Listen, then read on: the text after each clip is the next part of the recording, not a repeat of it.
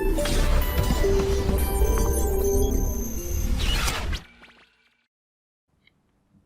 बच्चों, पहले सवाल समझ लें अपन क्या है। यहां पर हमने दो ब्लॉक्स लिए हुए हैं, ए और बी, और इनको फोर्स लगाकर हम ऐसे हॉरिजॉन्टल फोर्स लगाकर, हॉरिजॉन्टल लाइन पर फोर्स लगाकर प्रेस कर रहे हैं रोके रखने के लिए। के लिए रोके रखने के लिए इधर फोर्स लगाकर रोका है। इन दोनों के बीच में जो कोएफिशिएंट ऑफ फ्रिक्शन दिया हुआ है वो दिया हुआ है 0.1,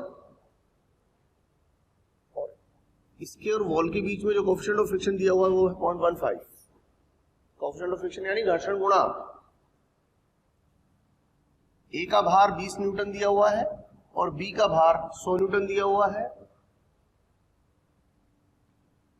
Find friction force applied by the wall on the block B। इस दीवार द्वारा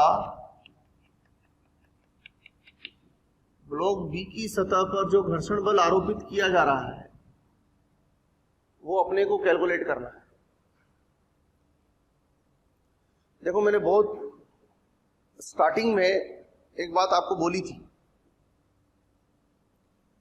कि अगर दो चीजें सेम एक्सेलरेशन से ट्रेवल कर रही हो तो हम उन्हें क्लब कर सकते हैं, और ऐसा करने पर उनके बीच में आपस में जो फ्रिक्शन फोर्स काम करेगा उस फ्रिक्शन फोर्स को हमें कंसीडर करने की जरूरत नहीं होती। उन दोनों के बीच में आपस में जो फोर्स काम करेगा, इंटरेक्शन, म्यूचुअल इंटरेक्शन, उसको हमें कंसीडर करने की जरूरत नहीं होती। हमने क्या किया हुआ है, यहां पर फोर्स एफ अप्लाई करके या कंप्रेस करके इसको यहां से प्रेस किया और इनको होल्ड किया, तो दोनों ही रेस्ट में। तो क्योंकि दोनों ही रेस्ट में है तो मैं ए और बी को एक साथ ले सकता हूं, और जब मैं ए और बी को एक साथ लूंगा तो इन दोनों के बीच में, इन दोनों सतहों के बीच में जो फोर्स काम कर रहा है उस फोर्स को मुझे कंसीडर करने की आवश्यकता नहीं। जब हम यहां से धक्का देंगे तो ये दीवार इस सिस्टम को राइट साइड में धक्का देगी। पृथ्वी 20 ये और 100 ये 120 न्यूटन से दोनों को नीचे की तरफ खींच रही। और एक बात, यहां पर फ्रिक्शन लगेगा जो कि स्टैटिक नेचर का होगा, और वो स्टैटिक नेचर का फ्रिक्शन इस सिस्टम को स्लाइड करने से रोकेगा। तो इस सिस्टम का जो एक्सेलरेशन है वो 0 है। अगर हम देखें तो n की वैल्यू n के f के बराबर रही होगी, एंड जो स्टैटिक फ्रिक्शन है वो 120 के बराबर रहा। यानी जो सवाल हमसे पूछा हुआ है उसका जवाब 120 न्यूटन है। एक बात और, अगर मुझसे पूछा जाए friction force on the block A by the B, find friction force on the block A by the block B, अगर ये चीज मुझसे पूछी जाती है तब मैं क्या करूंगा? उस केस में देखिए, अब मेरे को ए और बी साथ में नहीं रखने हैं, अब मुझे यहां का इंटरेक्शन देखना है तो अलग करना पड़ेगा। ए को ले दे, अब खाली मैं ए को कंसीडर कर,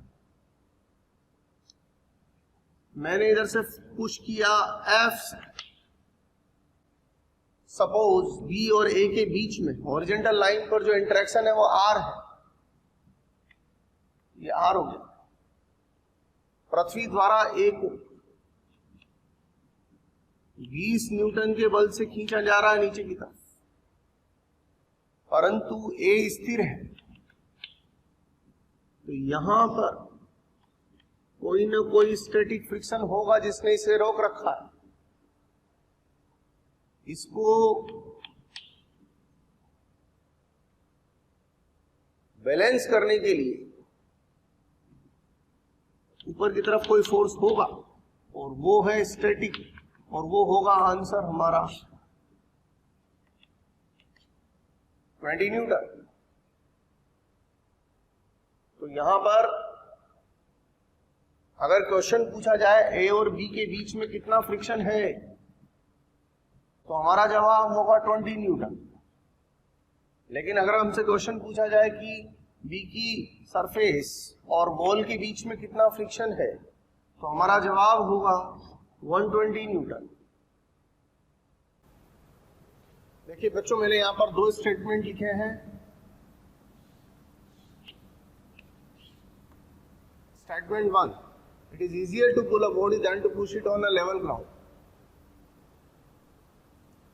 समतल सतह पर किसी वस्तु को खींचना धक्का देने की तुलना में आसान होता है, खींचकर सरकाना। और दूसरा स्टेटमेंट है, magnitude of frictional force depends on the nature of to surfaces in contact. दो सतहों के मध्य लगने वाला घर्षण बल सतहों की प्रकृति पर निर्भर करता है। देखो, पहले स्टेटमेंट की वैलिडिटी चेक करते हैं।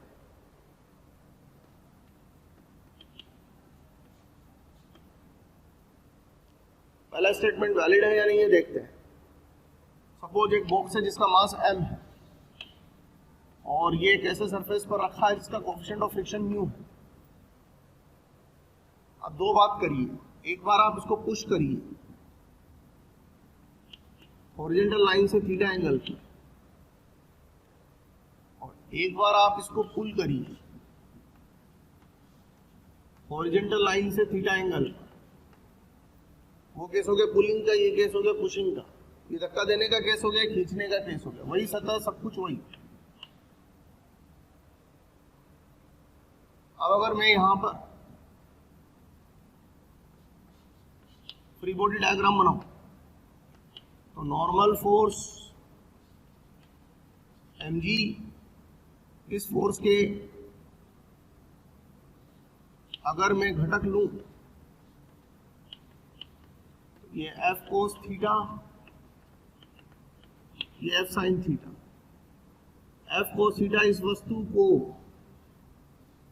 आगे सरकाना चाहता है तो फ्रिक्शन पीछे लगेगा,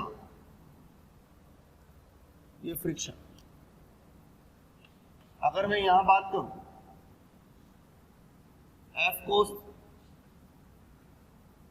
ये F cos थीटा, ये F sin थीटा, और साथ में नॉर्मल ऊपर mg, ये वस्तु को आगे ले जाना चाहता है तो फ्रिक्शन पीछे लगेगा। दोनों ही परिस्थितियों में मान लेते हैं कि वस्तु सरकने के कगार पर है, on the verge of sliding, about to slide, about to slip,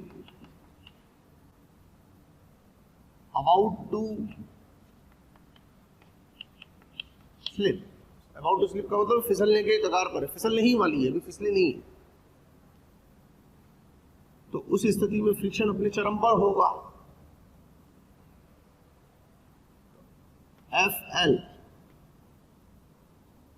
तो यहां पर जो F cos थीटा है वो FL के बराबर होगा। F cos थीटा बराबर FL, और FL का जो मान होगा वो होगा म्यू n। n बराबर होगा mg प्लस ये मिला के, दोनों मिला के,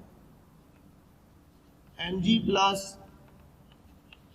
F sin थीटा। F की वैल्यू आ जाएगी mu mg upon cos theta minus mu sine theta. इस तरीके से यहां पर अगर मैं देखूं तो f cos थीटा बराबर fl बराबर म्यू n, n का मान होगा ये प्लस ये मिला के ये, तो n का मान होगा mg minus f sine theta, f बराबर mu mg upon cos theta plus mu sine theta. तो इसको f और इसको आप दोनों f में कंपेयर करिए, ये f बड़ा है, ये वाला फोर्स बड़ा है इस फोर्स के कंपैरिजन। क्या मतलब हुआ इस बात का कि इस परिस्थिति में वस्तु को सरकाने के लिए ज्यादा बल की आवश्यकता है उसकी तुलना में, यानी कि खींचकर सरकाना आसान है धक्का देकर सरकाने की तुलना में। ऐसा क्यों हुआ? ऐसा इसलिए हुआ क्योंकि यहां पर नॉर्मल फोर्स की वैल्यू यहां पर नॉर्मल फोर्स की वैल्यू के कंपैरिजन में ज्यादा है। जब नॉर्मल फोर्स चेंज होएगा तो F घर्षण का सीमांत मान बदल जाएगा। तो ये स्टेटमेंट ट्रू स्टेटमेंट है। It is easier to pull a body than to push it. किसी वस्तु को खींच कर सरकाना धक्का देकर सरकाने की तुलना में ज्यादा आसान काम। उसका कारण क्या है? लेकिन उसका कारण यह है कि धक्का देने से अभिलंब बल बढ़ जाता है और अभिलंब बल के बढ़ने से घर्षण का सीमांत मान बढ़ जाता है, तो वस्तु को सरकाने के लिए हमें ज्यादा बल की आवश्यकता पड़ती है, ज्यादा बल आ रहा उसकी तुलना में। अब दूसरा statement, magnitude of frictional force depends on the nature of to surfaces in contact. घर्षण बल दोनों सतहों की संपर्क सतहों की प्रकृति पर निर्भर करता है, बिल्कुल करता है ये। लेकिन यहां पर जो अंतर आ रहा है वो म्यू के कारण अंतर नहीं आ रहा है, यहां पर अंतर n के कारण आ रहा है। तो बात तो ये भी ट्रू है, but statement 2 is not the explanation of statement 1। Statement 2 is not the explanation of statement 1। Statement 1 का एक्सप्लेनेशन क्या है कि अभिलंब बल धक्का देने में ज्यादा रहता है खींचने की तुलना में, इसलिए धक्का देना मुश्किल काम, धक्का देकर सरकाना मुश्किल काम है। ये अंतर म्यू के कारण नहीं आया।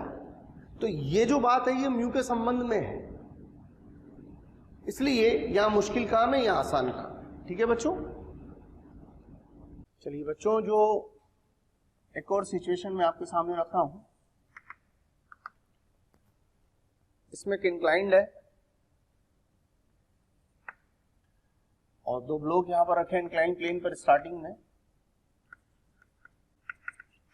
हमें इतना प्यार देने के लिए थैंक यू वेरी मच। हज़ारों बच्चे हमारे टीचर्स के वीडियोस का लाभ उठा रहे हैं और अपनी पढ़ाई में लगे हुए हैं। अपने डिस्क्रिप्शन बॉक्स में जो लिंक दिया हुआ है उसको क्लिक करके अपना एनरोलमेंट सुनिश्चित करें। जो बच्चे हमारे डाउट क्लियरिंग सेशंस में एनरोल होना चाहते हैं, हमारे स्टडी मटेरियल को पढ़ना चाहते हैं, वो अपने आप को रजिस्टर करवाएं। जिनकी इनिशियल वेलोसिटी 0 है, स्टार्टिंग में दोनों ब्लॉक्स के बीच का जो सेपरेशन है, दोनों के बीच की जो दूरी है वो √2 मीटर के बराबर दी हुई है अपने को। एक बात, coefficient of kinetic friction between A and the inclined is 0.2 while it is 0.3 for block B। क्या मतलब है? A और नत्तल के बीच का जो घर्षण गुणांक है वो 0.2 के बराबर है और B और नत्तल के बीच का जो गतिक घर्षण गुणांक है वो 0.3 के बराबर है। ये A और नत्तल के बीच में, ये B और नत्तल के बीच में गतिक घर्षण गुणांक। सवाल अपने से पूछा गया है, when and where their front faces will come in line। कब और कहां दोनों के आगे वाले फेस एक ही लाइन पर आ जाएंगे।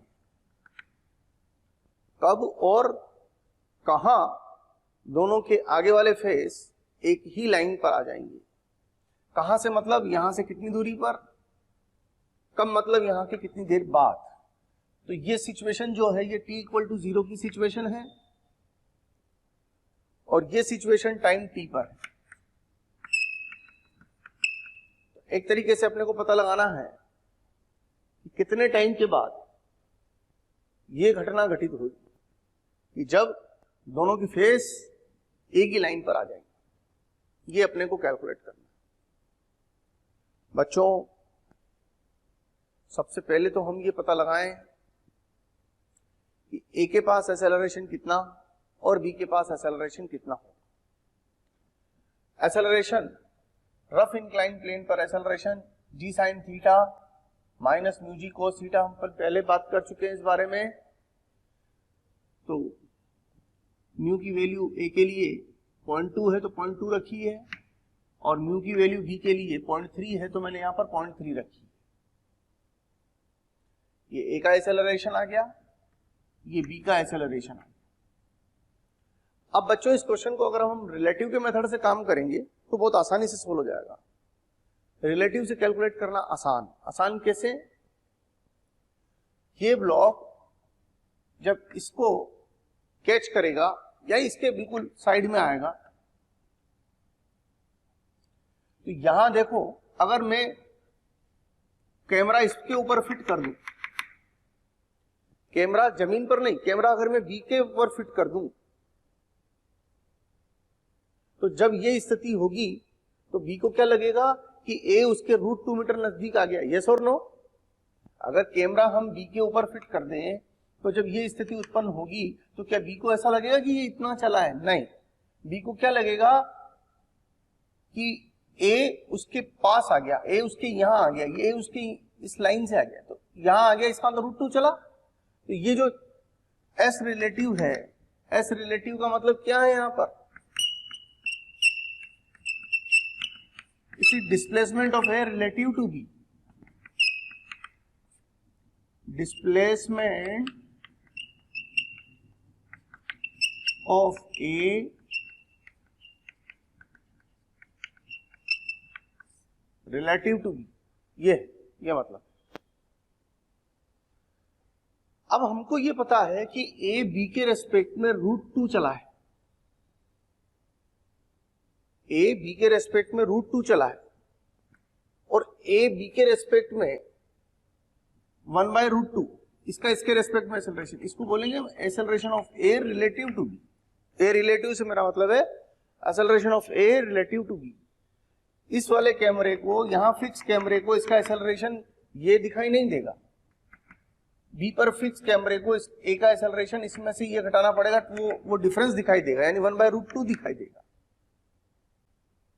इस तरीके से ऐसा रिलेटिव आ गया हमारे पास, यू रिलेटिव, प्रारंभिक वेग इसका भी 0, इसका भी 0 है, और गति की समीकरण लगा दी मैंने, दूसरी समीकरण। तो t बराबर आ गया हमारे पास √2s/a, लेकिन s रिलेटिव है, a भी रिलेटिव है, मान पुट किया, 2 सेकंड आ गया।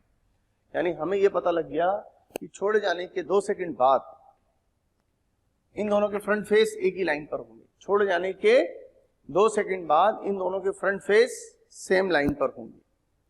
अब उतनी देर में ए ने कितना ट्रेवल किया? हाफ इंटू ए इंटू टी स्क्वायर। ए का मतलब ये ए का एक्सेलरेशन, ये टी स्क्वायर है बेसिकली, और ये जो लिया है बी ने कितना ट्रेवल किया, तो ये बी का एक्सेलरेशन ले लो, यहां पर हाफ ए टी स्क्वायर में बी का एक्सेलरेशन आ जाएगा। तो कहने का मतलब यहां से यहां तक की जो दूरी है वो 8√2 के बराबर है, और यहां से यहां तक की जो दूरी है वो 7√2 के बराबर है। तो ये लेंथ जो निकल के आ रही है हमारी, ये वाली लेंथ, दिस वन, यहां से यहां तक की जो डिस्टेंस है वो 8√2 है, और यहां से लेकर यहां तक की जो डिस्टेंस है वो 7√2। समझ आई बच्चों बात? देखिए बच्चों, घर्षण पर आधारित इस सवाल में हमें कुछ सूचनाएं दी हुई है और उनके आधार पर कुछ बातें हमें जाननी है। एक कार है, सीधी सड़क पर v0 चाल से गतिमान है, टायर और रोड के मध्य घर्षण गुणांक म्यू दिया हुआ है। तो हमें बताना है कि किस न्यूनतम दूरी में कार को रोका जा सकता है और कितने न्यूनतम समय में कार को रोका जा सकता है। अगर हम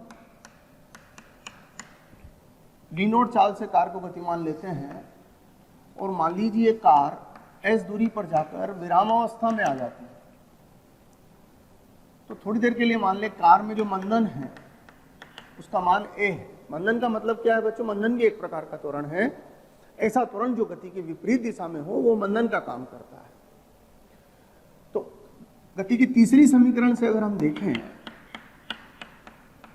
तो स्टॉपिंग डिस्टेंस बराबर हो जाएगा v0² / 2a।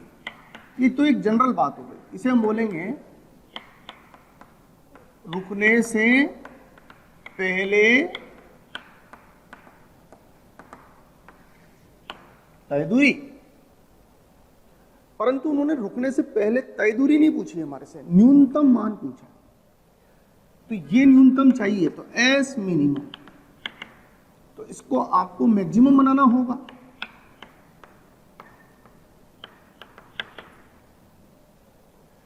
अब आप सोचिए मंदन का मैक्सिमम मान हमें कब मिलेगा? ए मैक्स बराबर एफ मैक्स अपॉन कार का द्रव्यमान। एफ मैक्स मंदन, मैक्सिमम फोर्स जो कि गाड़ी को रोक सकता है। बच्चों गाड़ी को रोकने का काम यहां पर फ्रिक्शन का है। टायर और रोड के बीच में जो फ्रिक्शन है वो गाड़ी को रोकेगा। तो अगर इस स्थिति में हम काम करना चाहते हैं तो यहां पर एफ मैक्सिमम इस्तेमाल करें तो हमें ए मैक्सिमम मिलेगा और ये होगा म्यू एन के बराबर। और गाड़ी सीधी सड़क पर है, इसलिए सीधी सड़क पर एन का मान एम जी के बराबर रहेगा। तो ये हो जाएगा म्यू एम जी। अतः एस मिनिमम बराबर हो जाएगा बच्चों v0² by mu M G by M, यानी एस मिनिमम बराबर हो जाएगा v0² बाई 2 म्यू जी।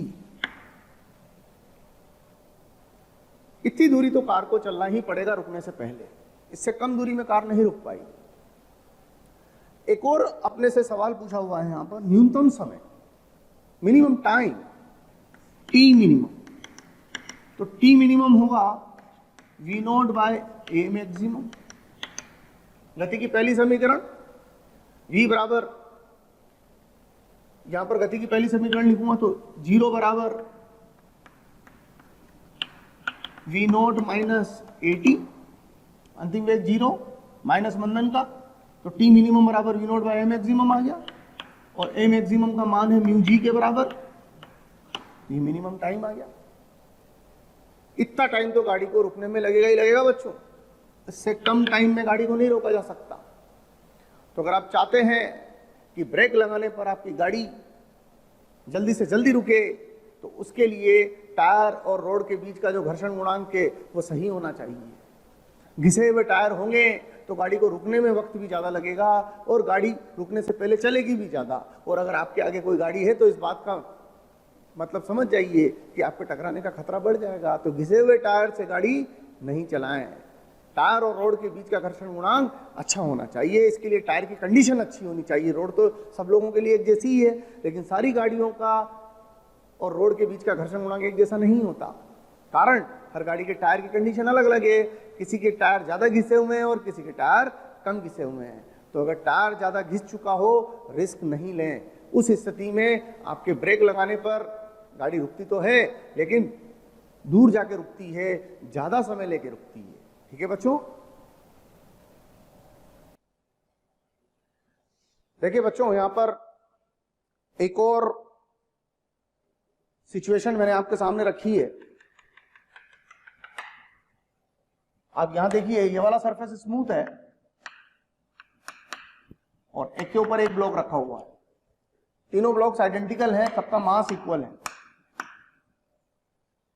और यहां पर एक ब्लॉक हैंग किया हुआ है, एक लटकाया हुआ है ब्लॉक। तो हमें सवाल में क्या पूछा गया है? डी का अधिकतम द्रव्यमान ताकि ए बी सी साथ चल सके, ये तीनों साथ चलने चाहिए। स्लिपिंग नहीं होनी चाहिए, ना यहां पर ना यहां पर, स्लिपिंग नहीं होनी चाहिए। अब देखो थोड़ा सा बेसिक बात करते हैं। अगर मैं सी की बात करूं तो C को त्वरित कराने वाला मैक्सिमम फ्रिक्शन कौन हो सकता है? यहां वाला म्यू एम जी। तो C का मैक्सिमम त्वरण कब मिलेगा? जब इस पर मैक्सिमम फ्रिक्शन काम करेगा। तो C का मैक्सिमम पॉसिबल त्वरण ये आ सकता है हमारे पास। ये तो बात हो गई C की। C में इससे ज्यादा त्वरण नहीं हो सकता। अब अपन बात करते हैं कि अगर ये दोनों साथ चलें तो B प्लस C का मैक्सिमम त्वरण क्या हो सकता है?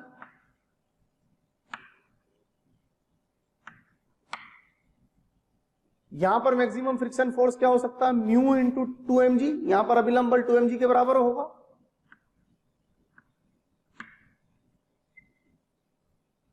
तो मैक्सिमम पॉसिबल त्वरण आ गया 2 म्यू एम जी अपॉन 2m। पूरे को सिस्टम मान लिया मैंने।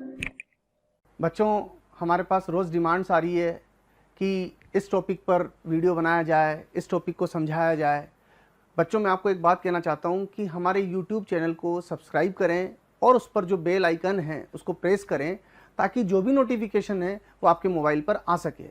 उसका कारण क्या है? जिन वीडियोस की आप डिमांड कर रहे हैं, जिन टॉपिक्स के एक्सप्लेनेशन के लिए आप बोल रहे हैं, वो ऑलरेडी हमारे चैनल पर डले हुए हैं और हमारे यहाँ पर अवेलेबल हैं। आप तक नहीं पहुँच पाए क्योंकि आपने हमारे बेल आइकन को प्रेस नहीं किया हुआ है। इसलिए मेरा निवेदन है, मेरा रिक्वेस्ट है आपसे कि हमारे YouTube चैनल पर सब्सक्राइब करें और उस बेल आइकन को प्रेस करें।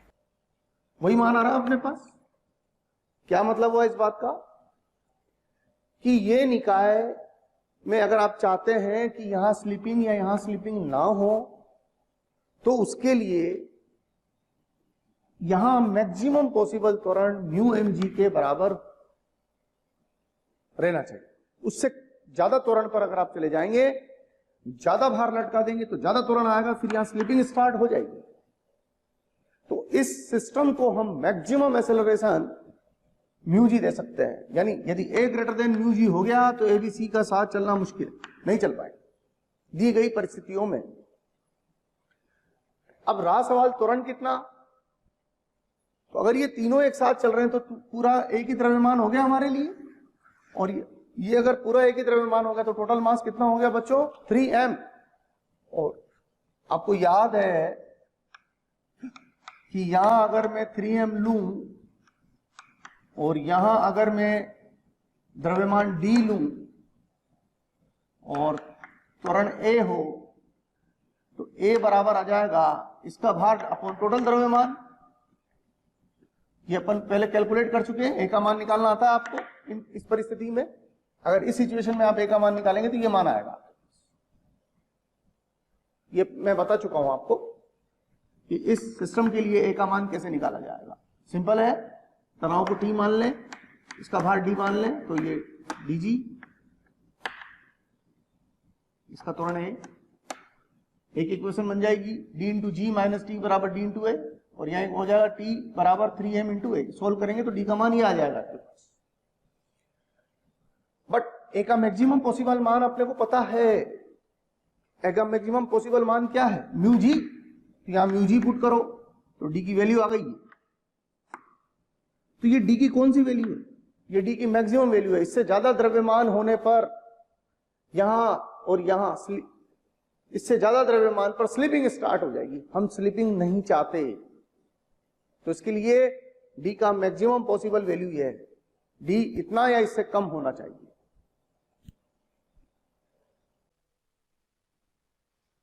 बच्चों, एक और सवाल मैं आपके सामने रख रहा हूं।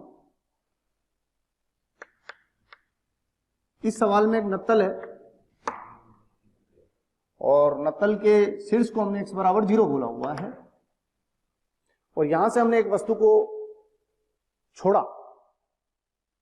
यहां से विरामावस्था से शून्य वेग से छोड़ा, धक्का नहीं दिया अपन ने, रख के छोड़ दिया। इस नत्तल की एक विशेषता है कि इसमें जो घर्षण गुणांक दिया हुआ है वस्तु और नत्तल के बीच का, वो 0.3x दिया हुआ है। इस बात का मतलब समझ रहे हैं आप कि जैसे जैसे x की वैल्यू चेंज होगी, कोएफिशिएंट ऑफ फ्रिक्शन यानी घर्षण गुणांक चेंज होता जा रहा है और बढ़ता जा रहा है। यानी वस्तु जैसे जैसे नीचे आती जा रही है, घर्षण गुणांक बढ़ता ही चला जा रहा है। तो सवाल यह है कि x का मान क्या होगा जहां वस्तु की चाल अधिकतम होगी। बात को समझने की कोशिश करिए।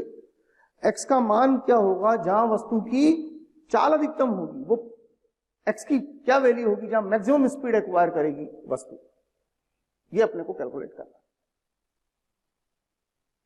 तो यहां पर क्या होगा, आपको लग रहा होगा कि वस्तु जैसे जैसे नीचे आएगी तो उसकी तो स्पीड बढ़ती जाएगी, ऐसा नहीं। एक्चुअली जब ब्लॉक नीचे चलेगा तो ब्लॉक के ऊपर दो फोर्स काम कर रहे हैं। एक तो mg sin थीटा जो कि फिक्स है, मास तो चेंज हो नहीं रहा वस्तु का, तो ये अमाउंट तो फिक्स है। और जो फ्रिक्शन है वो है म्यू एन,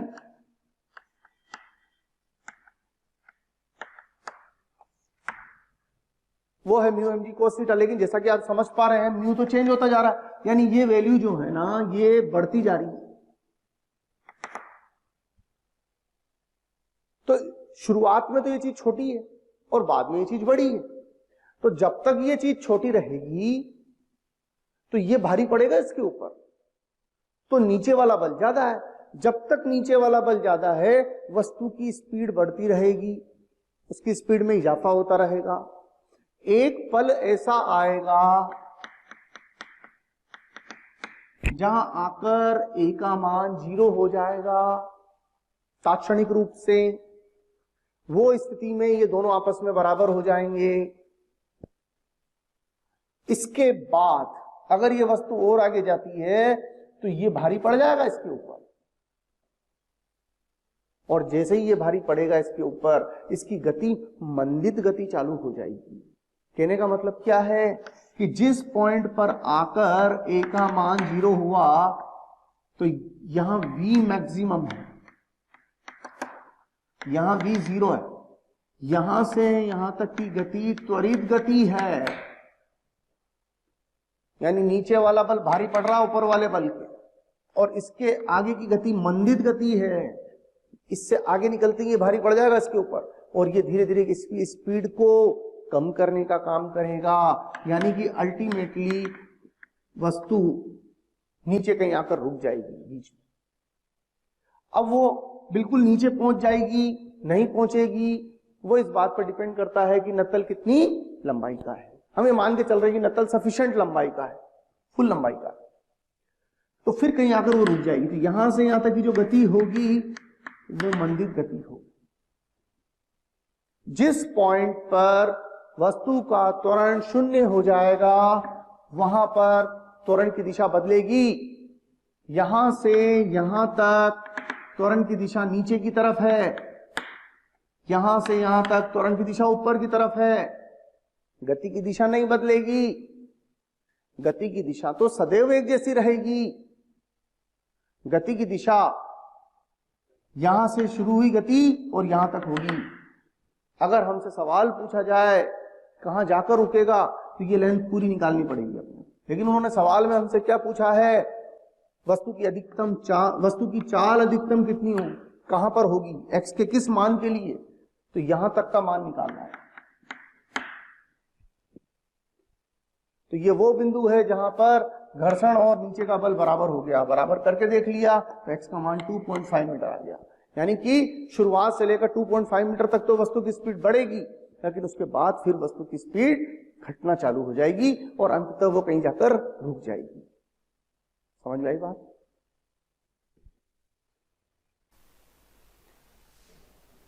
इस सवाल में हमने क्या किया बच्चों, टेबल पर एक चेन रखी है, चेन का कुछ हिस्सा टेबल पर है और कुछ हिस्सा लटका हुआ है। चेन की टोटल लंबाई L है, चेन और टेबल के बीच का जो घर्षण गुणांक है वो म्यू है, और जो लटका हुआ हिस्सा है वो y है, उसकी लंबाई y है। सवाल क्या पूछा गया है अपने से, y का अधिकतम मान, ताकि चेन टेबल पर फिसल नहीं पाए। एक्चुअली इस सिस्टम में आप नोटिस करने की कोशिश करें कौन खींचने का काम कर रहा है। ये जो हिस्सा है इसका जो भार है उसको मैंने WY का नाम दे दिया, और ये वाला जो हिस्सा है इसका जो भार है ये है W weight of L minus Y. ये वाला भार इसको खींचने का काम करेगा और यहां जो घर्षण है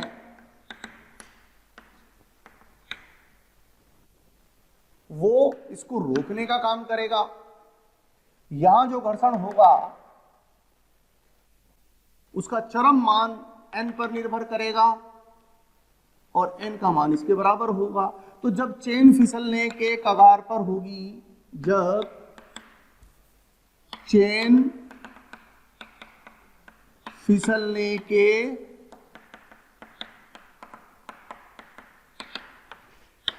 कगार पर होगी, तो उस स्थिति में ये अपने मैक्सिमम मान पर होगा।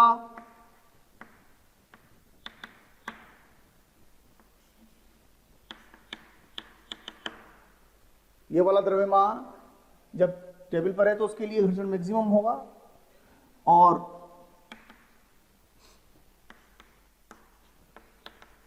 उस स्थिति में इसका भार इसको आगे खींचना चाहेगा तो यहां पर जो तनाव होगा वो इसके भार के बराबर होगा।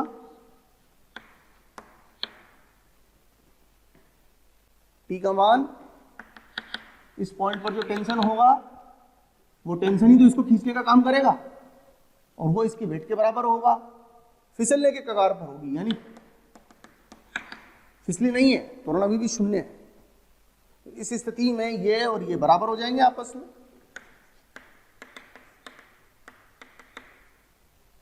y का वेट, टोटल लेंथ कितनी L, टोटल मास m मान लेते हैं, m by L unit length का मास हो गया। y का चाहिए तो इंटू वाई, इंटू उसका वेट चाहिए इंटू जी।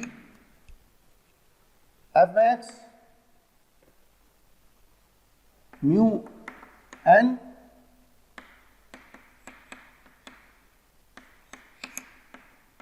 बराबर L माइनस वाई का वेट, n का मान इसके वेट के बराबर और L माइनस वाई का वेट हो जाएगा m बाई एल, तो यूनिट लेंथ का मास हो गया into L minus Y into जी।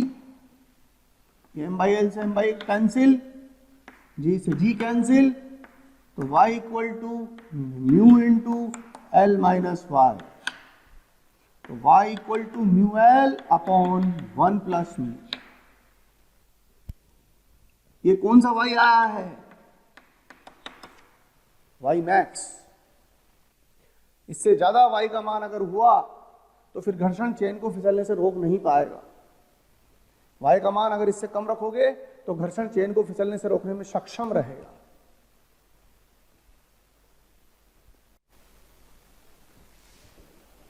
देखिए इस एग्जाम्पल में क्या हो रहा है बच्चों, ये एक दीवार है और ये एक ब्लॉक है और इस ब्लॉक का जो वेट अपने को दिया हुआ है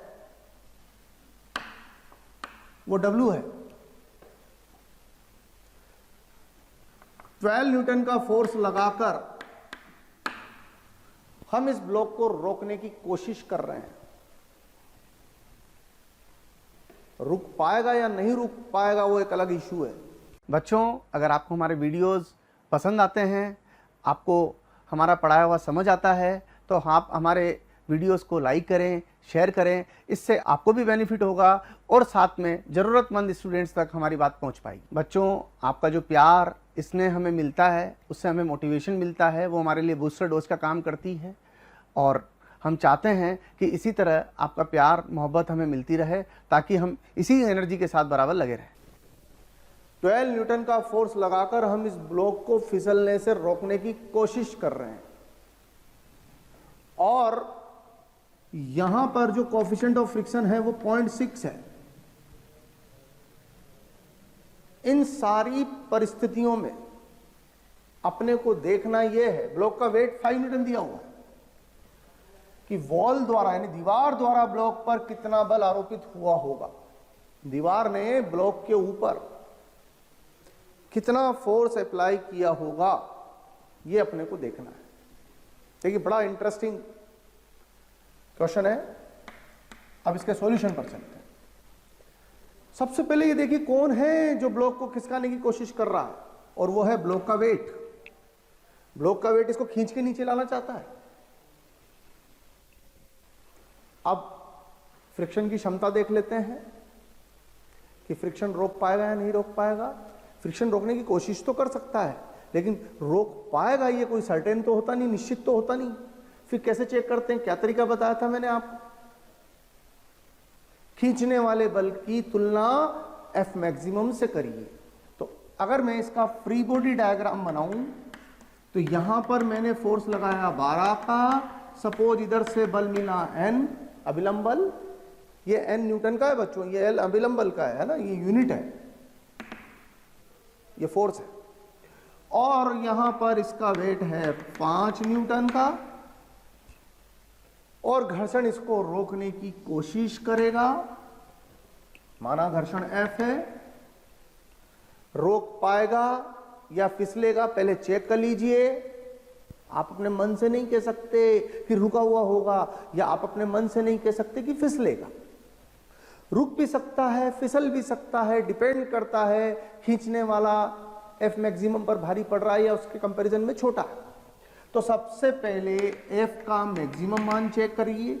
ये एफ मैक्सिमम नहीं है, ये इसका मैक्सिमम मान है, और वो होता है म्यू एन के बराबर, और म्यू का मान 0.6 अपने को गिवन है, 0.6, और एन का मान वो होगा जो 12 आपने लगाया। जितना बल से धक्का दोगे या उतना ही अभिलंब बल उत्पन्न हो जाएगा। तो 12 हो गया ये, यानी ये हो गया 7.2 न्यूटन। यानी घर्षण अपने आप को इन परिस्थितियों में कहां तक ले जा सकता है? 7.2 न्यूटन तक। लेकिन घर्षण की खास बात क्या होती है? स्थैतिक परिस्थितियों में घर्षण की नेचर, स्टैटिक और स्टैटिक फ्रिक्शन की खास बात, सेल्फ एडजस्टिंग, स्वतः अपने आप को एडजस्ट करने वाला, स्वतः क्रियाकारी। अब यहां देखिए खींचने वाला बल कितना है? 5 न्यूटन का। रोकने वाले की क्षमता कितनी है? 7.2 तक की। तो क्या ये नीचे ले जा पाएगा? नहीं। तो चूंकि W F मैक्सिमम से छोटा है, इसलिए वस्तु का त्वरण शून्य रहेगा। जब खींचने वाला F मैक्सिमम से छोटा हो तो वस्तु का त्वरण शून्य रहता है, हाँ या ना? अब जब वस्तु का त्वरण शून्य होगा तो त्वरण शून्य होने के लिए ये और ये आपस में बराबर होने चाहिए या नहीं होने चाहिए? तो Fs का मान किसके बराबर? 5 न्यूटन के बराबर। तो हमें एक बात पता लग गई कि इस ब्लॉक पर जो घर्षण बल है वो 5 न्यूटन का है। अब सवाल क्या पूछा है आपसे? वॉल द्वारा ब्लॉक पर आरोपित बल, कि दीवार ने ब्लॉक पर कितना बल लगाया, दीवार ने ब्लॉक पर कितना बल लगाया। तो बच्चों ये घर्षण बल किसने लगाया ब्लॉक पर? दीवार ने लगाया। ये अभिलंब बल बच्चों किसने लगाया ब्लॉक पर? वो भी दीवार ने लगाया। तो आपका जवाब क्या होगा? क्या 12 होगा या 5 होगा?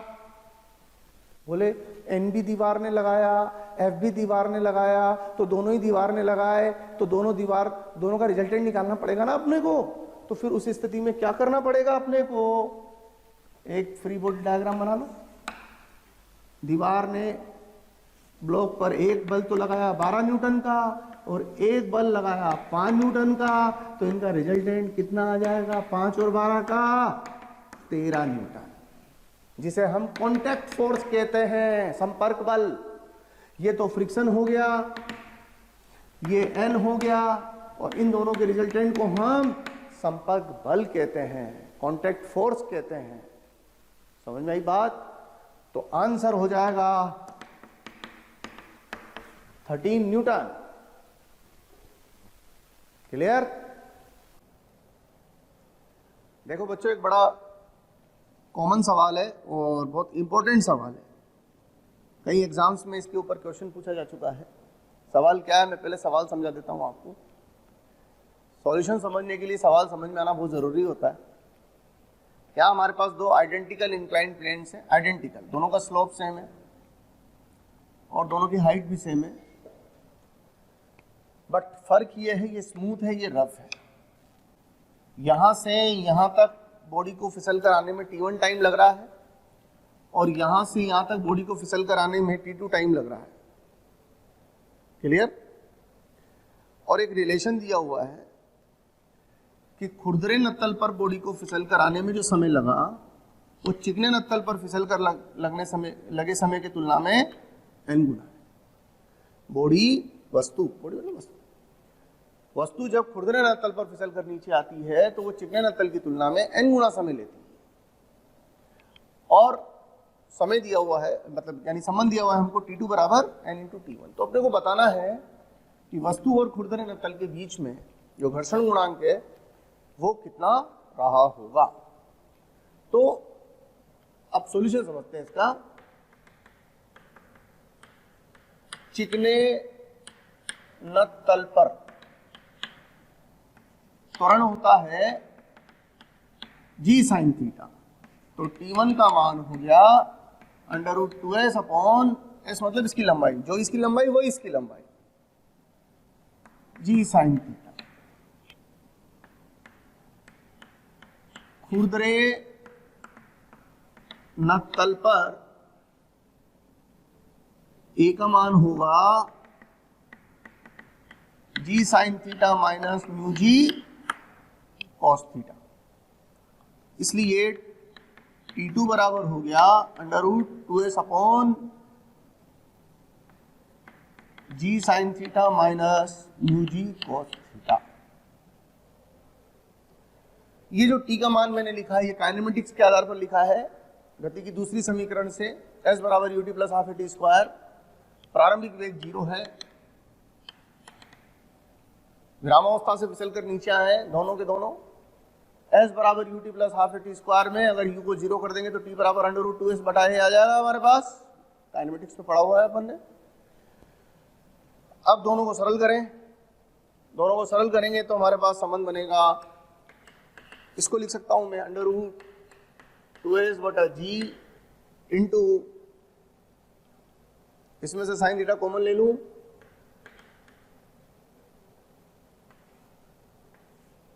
ये हो गया 1 minus mu G cot theta, और √2s बटा g साइन थीटा की वैल्यू T1 है, तो इसको लिख सकता हूं T1 बटा √1 minus mu G cot theta. लेकिन बच्चों आपको दिया हुआ है T2 का मान n इंटू T1 के बराबर है, इसको लिख सकता हूं मैं n इंटू T1, तो T1 से T1 गया, स्क्वायर कर दें तो 1 upon 1 minus mu G cot theta बराबर n स्क्वायर, तो 1 बाई n स्क्वायर बराबर, अच्छा यहां पर g साइन थीटा कॉमन लिया था तो यहां g नहीं रहेगा, ये g हटा लेना, तो 1 बाई n स्क्वायर बराबर 1 माइनस म्यू, ये g हट जाएगा, म्यू कॉट थीटा, म्यू बराबर tan theta into 1 minus 1 by n square. इसको आप एज ए स्टैंडर्ड रिजल्ट भी याद रखिए, ये बड़ा यूजफुल फॉर्मूला। खुरदरे नत्तल पर लगने वाला समय अगर n गुना हो तो म्यू का मान खुरदरे नत्तल के लिए tan theta into 1 minus 1 by n square के बराबर रहा होगा। देखो बच्चों, इस सवाल में ये जो आप देख रहे हैं ये ऊर्ध्वाधर अनुप्रस्थ काट है। ऊर्ध्वाधर अनुप्रस्थ काट का मतलब क्या है? एक्चुअली एक ऐसा सरफेस है, यूं इस तरीके का सरफेस है जिसको ऐसे काटा हुआ यूं, ये क्रॉस सेक्शन दिखा रखा है उसका,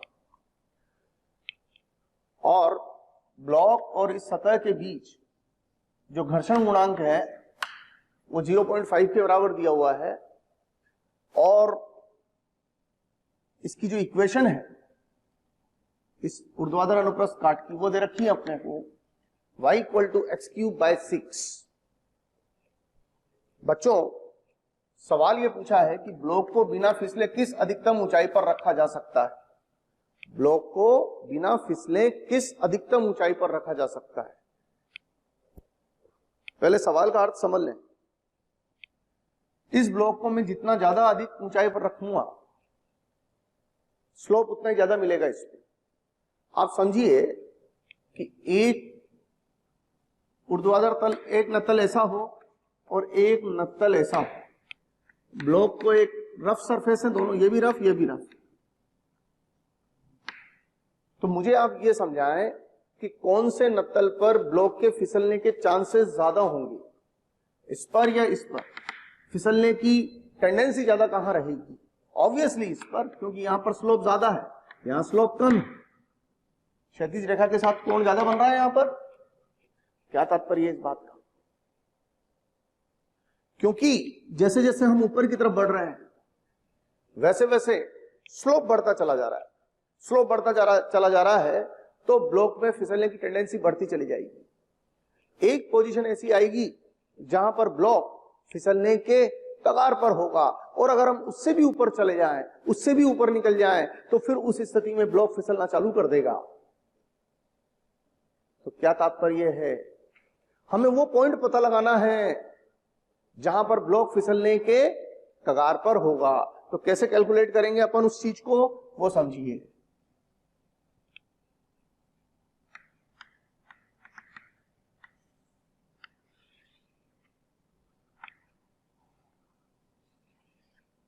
मान लीजिए ये वो पॉइंट है जहां ब्लॉक फिसलने के कगार पर है, तो यहां पर फ्रिक्शन अपने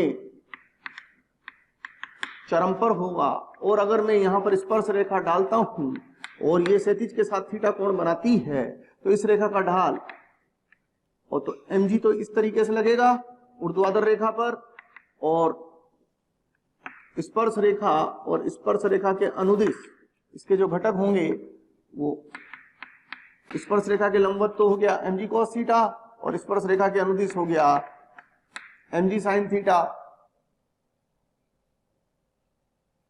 अब यहां पर समझने की बात क्या है कि क्योंकि इसका त्वरण शून्य है, ये फिसलने के कगार पर है, फिसलने के कगार पर, फिसला नहीं है बट फिसलने के कगार पर है। इस पॉइंट से जरा सा भी ऊपर चले जाएंगे तो फिसलने लगेगा। तो इस स्थिति में ये जो हाइट है, ये वाली हाइट, ये मैक्सिमम हाइट है, यही हमें को पता लगानी है। यहां से यहां तक की जो ऊंचाई है यही अपने को चाहिए। ये h मैक्सिमम है जहां पर ये बिना फिसले रखा जा सकता है। तो अब यहां पर बहुत बेसिक सी बात, ये फोर्स एक दूसरे को बैलेंस कर देंगे, तो mg sin theta equal to F max बराबर f होगा म्यू n और n जो होगा वो इधर की तरफ हो, n equal to mg cos theta, यानी कि tan theta equal to mu. जब वस्तु फिसलने के कगार पर होती है तो स्पर्श रेखा का ढाल म्यू के बराबर होता है। म्यू बेसिकली कौन सा म्यू? स्थैतिक घर्षण गुणांक, बट वो दिया हुआ अपने को 0.5। tan थीटा, tan थीटा गणित में होता है dy बाई dx के बराबर, तो dy बाय dx बराबर 0.5 dy बाई dx, और dy बाई dx यहां से लिखूंगा तो dy बाई dx की वैल्यू आ जाएगी 3x स्क्वायर बाई 6, यानी x स्क्वायर बाई 2। ये dy बाई dx की वैल्यू आ गई, तो यहां x स्क्वायर बाई 2 लिख दें, यानी जिस पॉइंट पर ये घटना घटेगी उस पॉइंट के x का मान होगा 1, x बराबर 1। लेकिन आपसे x नहीं पूछा है, आपसे h पूछा है, तो h तो y हो गया ना ये। Therefore y, because y equal to x cube by 6, therefore y equal to 1 by 6 बेटा, this equal to h max।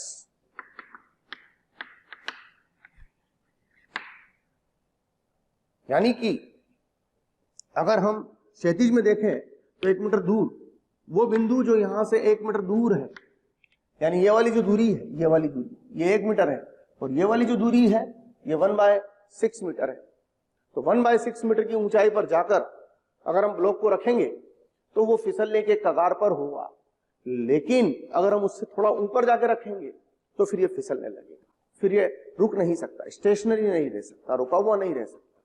ठीक है बच्चों, अगर आपको लगता है कि जो टॉपिक्स हम यहाँ पढ़ा रहे हैं वो आपको चाहिए तो आप हमें कॉल करें। हमारा नंबर है 180021217999। एक बार मैं फिर से रिपीट कर रहा हूँ बच्चों, नंबर बहुत याद रखना बहुत ज़रूरी है, 180021217999। Thank you very much.